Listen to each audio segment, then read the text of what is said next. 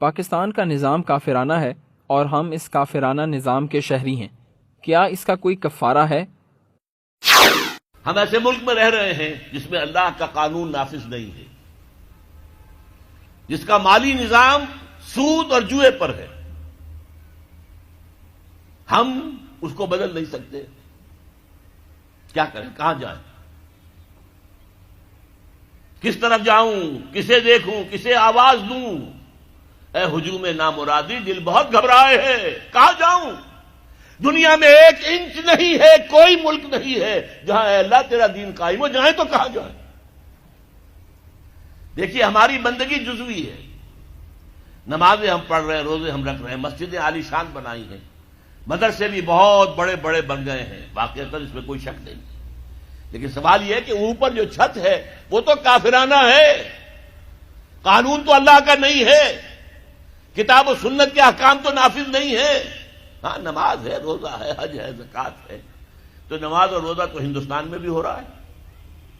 وہ تو چند ایک مسجدیں ہیں جنہیں وہ تاریخی اعتبار سے کہتے ہیں کہ یہ ہمارے مندر ہوتے تھے جنہیں مسجد بنایا گیا، ورنہ وہاں پر ہزاروں لاکھوں مسجدیں ہیں، آباد ہیں، لوگ نمازیں پڑھتے ہیں. کوئی روکتا ہے انہیں؟ ہم نے یہ ملک بنایا تھا کہ یہاں اسلام کا نظام قائم کریں گے. نماز تو آپ امریکہ میں جا کر پڑھیے، امریکہ کو کوئی اعتراض ہی نہیں. لیکن تم کہو کہ اسلام کا نظام ہم قائم کریں گے، نہیں کرنے دیں گے تمہیں کبھی بھی. تم چاہو کہ تم اسلام کا معاشی نظام قائم کرو، کبھی اجازت نہیں دیں گے. تم چاہو کہ اسلام کی معاشرتی اقدار کو تم قائم کرو، کبھی نہیں کرنے دیں گے. یہ ہے اس وقت جو ہمارے ساتھ پیش آ رہا ہے معاملہ. پورا مغرب اس پر اڑا ہوا ہے. اسلامی نظام کہیں نہیں آنے دیں گے. ہاں، نمازیں پڑھو، ہمیں کوئی اعتراض نہیں. روزے رکھو، تم روزے 30 کی بجائے 100 رکھو، ہمارا کیا لیتے ہو؟ تو اب ہم جو کفر کے تحت زندگی گزار رہے ہیں اور اس اعتبار سے اللہ کی نگاہ میں ہم کافر ہیں. لیکن سوال یہ ہے کہ جائیں تو کہاں جائیں، کریں تو کیا کریں؟ نظام کفر کا ہے. قرآن کہتا ہے وَمَن لَّمْ يَحْكُم بِمَا أَنزَلَ اللَّهُ فَأُولَٰئِكَ هُمُ الْكَافِرُونَ. جو لوگ قرآن کی، اللہ کی اتاری ہوئی شریعت کے مطابق فیصلے نہیں کرتے، وہی تو کافر ہے. کافر کسے کہتے ہیں؟ اقبال نے کہا نا، بتوں سے تجھ کو امیدیں، خدا سے نو امیدی، مجھے بتا تو صحیح اور کافری کیا ہے؟ تمہاری ساری امیدیں امریکہ کے ساتھ وابستہ ہیں. وہ مسئلہ طے کرا دے، وہ یہ کرا دے، وہ کرا دے. وہ معاملہ ہمارا، وہی تو سب سے بڑا چور وہی ہے، سب سے بڑا ڈاکو وہی ہے، سب سے بڑا اسلام کا مخالف وہی ہے، اور اسی کے پاس ہم جاتے ہیں. قرآن کا فتویٰ تو یہ کہ تم کافر ہو. ہاں، انفرادی طور پر تم مسلمان ہو، اجتماعی طور پر، قومی سطح پر تم کافر ہو. وَمَن لَّمْ يَحْكُم بِمَا أَنزَلَ اللَّهُ فَأُولَٰئِكَ هُمُ الْكَافِرُونَ. یہ 7واں رکوع ہے سورہ مائدہ کا. اور پھر فرمایا وَمَن لَّمْ يَحْكُم بِمَا أَنزَلَ اللَّهُ فَأُولَٰئِكَ هُمُ الظَّالِمُونَ. جو اللہ کے اتارے ہوئے قانون کے مطابق فیصلے نہیں کرتے وہی تو مشرک ہیں. اللہ کے حکم کو چھوڑ کے کسی اور کے حکم پر فیصلہ کر رہے ہو، اس سے بڑا شرک کیا ہوگا؟ اور تیسری مرتبہ فرمایا وَمَن لَّمْ يَحْكُم بِمَا أَنزَلَ اللَّهُ فَأُولَٰئِكَ هُمُ الْفَاسِقُونَ. وہی تو فاسق ہیں، فاجر ہیں، وہی تو سرکش ہیں، وہی تو باغی ہیں، وہی تو غدار ہیں اللہ کے، جو اللہ کی شریعت کے مطابق فیصلے نہیں کرتے. اب ان 3 آیتوں کی روح سے سمجھ لیجئے ہم کہاں کھڑے ہیں، کیا کر رہے ہیں. دیکھیے، میں آپ کو ایک مثال دیتا ہوں. ہماری آبادی کا میں سمجھتا ہوں اکثریت تو وہ ہے جو نماز روزے کی بھی پابند نہیں ہے. ان چیزوں کا چرچا شہروں میں زیادہ، دیہات میں بہت کم رہ گیا، بہت کم، بہت کم.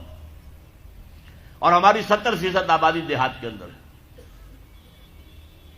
اچھا، جو نمازیں پڑھتے روزے رکھتے ہیں، خاص طور پر شہروں کے کاروباری لوگ، وہ بلیک مارکیٹنگ بھی کرتے ہیں، وہ حسابات بھی غلط دیتے ہیں، جھوٹ بولتے ہیں، جھوٹ یا حلف اٹھاتے ہیں کہ یہ حساب ہم حلفیہ میں کہہ رہا ہوں یہ حساب صحیح ہے، جبکہ حساب غلط ہے.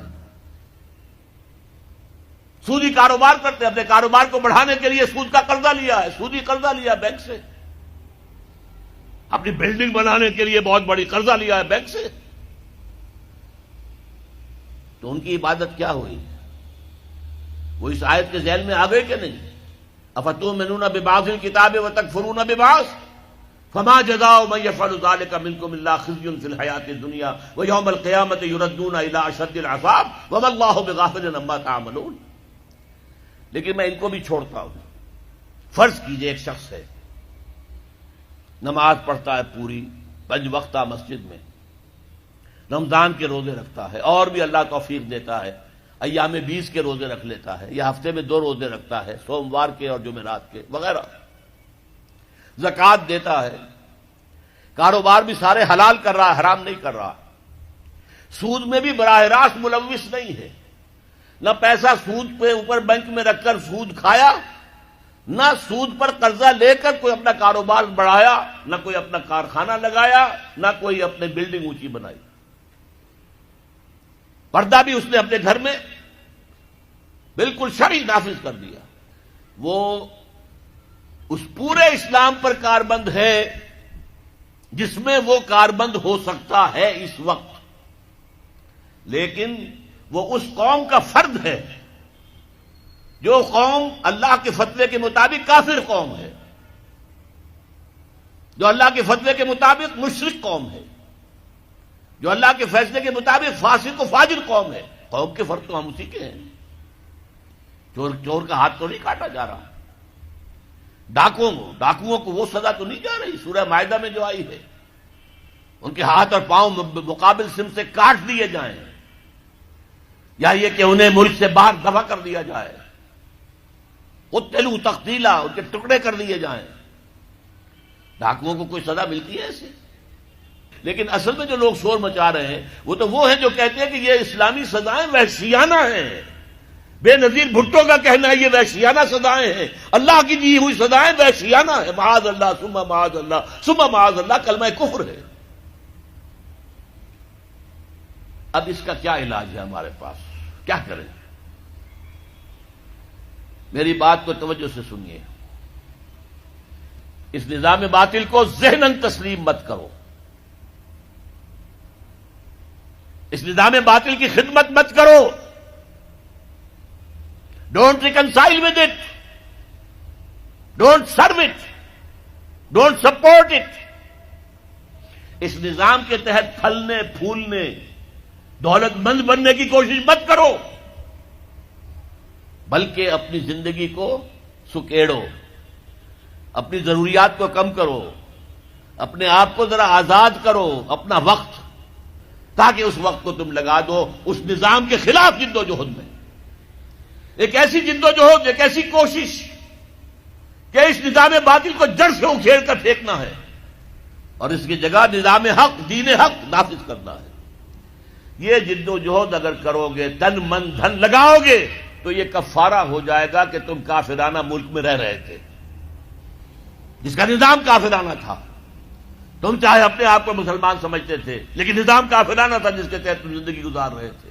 ہاں اگر یہ کرو، اے اللہ میں نے اس نظام کو ذہناً تسلیم نہیں کیا، اے اللہ میں نے اس کی خدمت نہیں کی، میں نے اسے سپورٹ نہیں کیا، اے اللہ میں نے اس کے درمیان اس کے نیچے رہتے ہوئے عیش کرنے کی کوشش نہیں کی، اے اللہ بلکہ میں نے کم سے کم اپنی ضروریات کر کے وقت نکالا اور اس کے خلاف جد و جہد کی، اس نظام کو اکھاڑ کر پھینکنے کے لیے کوشش کی، اور تیرا نظام لانے کی جد و جہد کی.